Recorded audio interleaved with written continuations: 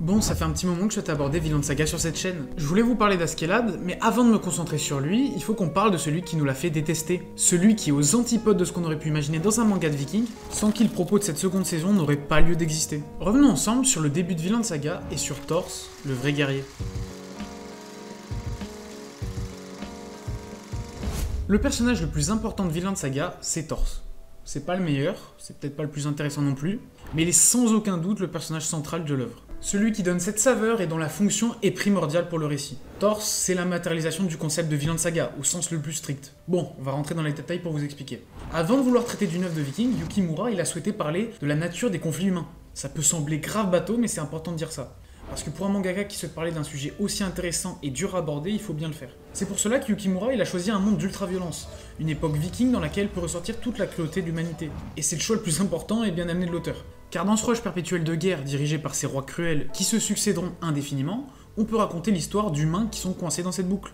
Et les trois personnages principaux de la première saison, ils sont tous liés à cet engrenage, qui pousse la violence à l'extrême. Cette roue qui tourne sans raison et qui tue pour des idéaux, des territoires, mais surtout des égos. Donc le choix de Yukimura pour cette période, il est très judicieux pour son sujet, car toute la vacuité des axes déroulants est propice à narrer une vision opposée à la norme de ces contrées. Et la première scène de l'animé, elle réussit parfaitement à retranscrire cet aspect, par une mise en scène qui est incroyable, et qui est de mon avis la meilleure scène d'introduction de tout animé, et on va ensemble voir pourquoi. L'animé commence par une scène magnifique, qui évoque le rêve par sa mise en scène, avec un fondu surexposé et des champs de blé symboles de tranquillité et de paix, accompagné par un sound design qui est au service de la mise en scène, que ce soit par le mouvement de la caméra qui est comme poussé par le vent, puis le lancement de la musique face à cette magnifique ligne d'horizon qui transpire la sérénité. S'ensuit l'appel de sa femme berçant son fils qui est accompagné par le soleil, comme si c'était elle la lumière qui l'avait réveillé, avant justement de replonger en s'avançant vers elle dans la terrible réalité qu'est l'horreur de la guerre. Avec un raccord regard super bien amené, où on change complètement de lumière, qui enchaîne sur un plan séquence dévoilant la terreur de ce monde, avec une musique qui change complètement de registre, et un travelling arrière dévoilant l'entièreté du champ de bataille. Ça, c'est ce que j'appelle de la mise en scène. Voilà. On comprend ce que cherche Thors, ce qu'il a, le monde dans lequel il est, et surtout, de quoi va parler le manga. Et ça, c'est sublimé par le travail de Wit. Sur l'animation, le sound design, la musique, bref, surtout, ce travail, il est exceptionnel. Et tout ça, c'est pas fini car l'introduction, elle se conclut près de 2 minutes plus tard, avec sa fuite, dans laquelle il jette son épée dans les profondeurs, comme s'il s'échappait de cette condition, et de cet horizon de terreur qui se révélera lorsqu'il arrive sur le rivage. Et on a un nouveau superbe travelling arrière, montrant ses traces de pas qui s'éloignent du combat, mais qui le rattraperont dans la suite de l'intrigue. Et c'est comme ça que finit cette introduction. C'est 3 minutes, mais c'est 3 minutes de fou. On a tout ce qu'il faut savoir en si peu de temps.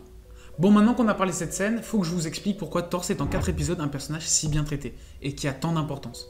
Il nous est présenté dans son village auprès de sa famille. C'est un homme bon, au service des autres, dont les cicatrices symboles du passé sont mises en évidence. 2 événements importants vont se dérouler afin d'établir pour le spectateur ou le lecteur les idéaux de Thors. Le premier, c'est le passage avec l'esclave. Pour vous remettre dans le contexte, un esclave au bord de la mort est trouvé devant leur maison.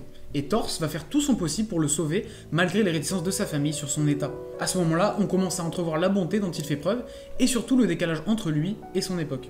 Mais le moment le plus important, c'est bien sûr l'arrivée de Floki, qui oblige Thors à se joindre à la guerre. Tout le village est menacé, et donc il est forcé d'accepter sa demande pour protéger le plus grand nombre. Ça va ravir l'entièreté du village, qui est innocent des champs de bataille, mais lui, au contraire, il célèbre pas du tout ce départ. Pensant avoir bien simulé sa mort, sa vie passée, elle l'a rattrapé. Et c'est là que va être mise en avant la relation père-fils entre Thors et Thorfinn.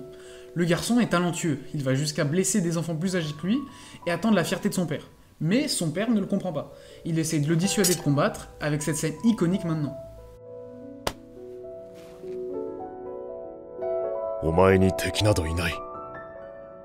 Car comme pour l'esclave, personne ne mérite de mourir. Mais au final, ça va renforcer la frustration de Thorfinn, pensant que son père ne le respecte pas, car il a de lui une image d'un grand guerrier, ce qui le poussera à s'introduire dans le navire de son père. Et Thors, qui lui s'était efforcé de prendre le minimum de personnes possible, se retrouve avec son fils en pleine mer. Pour mieux comprendre la relation entre les deux, on va avoir droit à un flashback sur la naissance de Ylva, la grande sœur de Thorfinn. Une sublime scène nous permet de comprendre l'importance qu'a Thorfinn pour son père, dans laquelle on découvre un Thors bien loin des idéaux aperçus jusqu'à présent. Un homme froid même lors de la naissance de sa fille, mais qui par la colère de sa femme fut forcé de lui donner un nom, Ylva, qui était celui de sa mère. C'est à ce moment-là que Thors il a grandi. Il a commencé à avoir peur du champ de bataille, il s'est assagi et a compris la valeur de la vie. Malgré sa difficulté pour exprimer ses sentiments, comme lors du départ, où il ne sait pas quoi dire, トルフィンに伝えてくれ。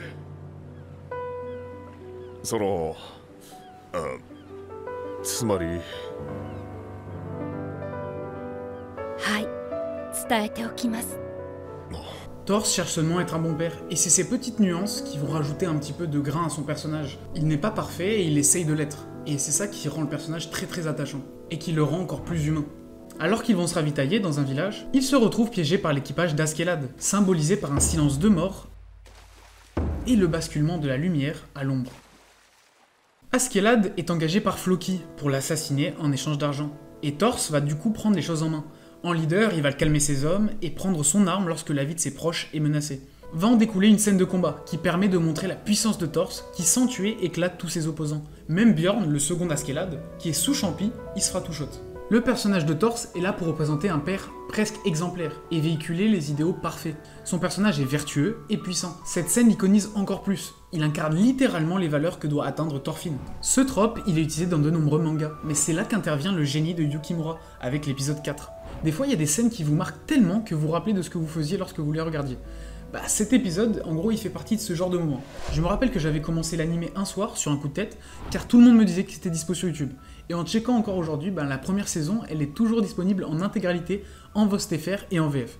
Et ça, c'est toujours une dinguerie. Bref, j'avais enchaîné les 3 premiers épisodes, l'ambiance elle était vraiment bonne, mais il me manquait un dernier épisode pour vraiment m'inciter à regarder la suite. Et c'est là que l'épisode 4 il est arrivé. Et j'ai pris vraiment une claque. Avec cette fameuse scène, Thors avait réussi en 4 épisodes à me faire ressentir pour la première fois à l'époque de si fortes émotions pour un animé. En 4 épisodes, je sais pas si on se rend compte. Puis quand j'ai fini la première saison et que j'ai compris que c'était seulement le prologue, déjà j'ai réalisé que l'animé il était excellent, mais surtout le talent d'écriture de Yukimura. Thors dans cet épisode, il se confronte à ses propres limites, mais réussit aussi à les sublimer d'une manière qui est tellement belle et triste à la fois. Sans compter sur Thorfinn, qui va aller au contraire des idéaux de son père. Et c'est ce qui fait le génie du mangaka. Car la relation qui en suivra sera selon moi l'une des meilleures de tout animé. Mais j'y reviendrai une autre fois. Thors fait face à Askeladd et doit donc protéger son fils. L'une des premières choses qu'il fait avant de proposer un duel à son opposant, c'est de s'assurer qu'il ne possédait pas de famille. Il est toujours fidèle à ses convictions. Avant de le dépasser dans son combat malgré la ruse d'Askeladd. En le mettant au bord de l'abandon, Thors lui demande de reconnaître sa défaite car il ne souhaite pas le tuer. Il se retrouve à la limite de ses idéaux car son sens moral ne lui permet pas de lui ôter la vie. Et sa seule opportunité est qu'il abandonne. C'est là que Askeladd va essayer de remettre en cause ses convictions, mais sans succès. En entendant les paroles de Thors, il va aller jusqu'à lui proposer de devenir chef de son groupe. Mais Bjorn va en profiter pour prendre Thorfinn sous son joug, obligeant Thors à abandonner. Il jette sa lame en comprenant que c'est seulement lui qui l'intéresse. Il reçoit la salve de flèches et reste droit. Heureux que son fils soit sain et sauf, et là c'est une mort de zinzin. Déjà par la mise en scène et aussi le contexte. Mais aussi pour l'impact qu'elle va avoir sur le protagoniste dans le prologue. Thorfinn va se poser des questions sur le choix et les convictions de son père pendant tout le prologue, mais surtout il va être rempli d'un esprit de vengeance envers son meurtrier. Et ces 4 premiers épisodes, ou 15 premiers chapitres, ont réussi à initier toutes les pistes de développement du manga, grâce au personnage de Thors, duquel dépendront la majorité des personnages importants. Thorkel, Thorfinn ou encore Askeladd. Thors il incarne un idéal que va fuir Thorfinn dans un premier temps. Il représente les valeurs à atteindre. Sa mort permettait à Yukimura de montrer un protagoniste qui n'était pas sur la bonne voie, qui au lieu de directement suivre le bon chemin, s'est retrouvé à emprunter le mauvais. En iconisant Thors et sa mort, il a pu en faire une figure encore plus forte pour les personnages tournant autour de lui. Il a mis en scène les limites de ses valeurs, mais même à leurs limites, causant sa mort et changeant son fils à jamais, ces valeurs perdureront et pousseront Thorfinn à devenir un vrai guerrier.